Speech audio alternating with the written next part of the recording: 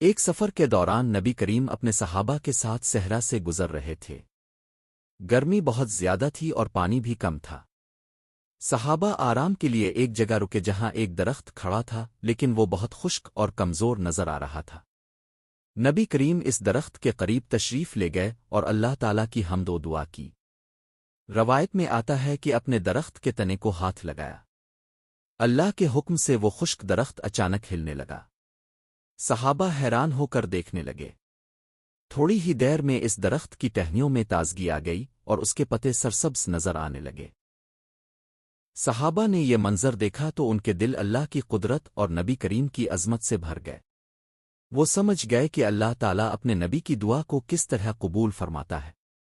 نبی کریم نے صحابہ کو فرمایا کہ ہر چیز اللہ کے حکم سے ہے اور انسان کو ہمیشہ اللہ پر بھروسہ کرنا چاہیے۔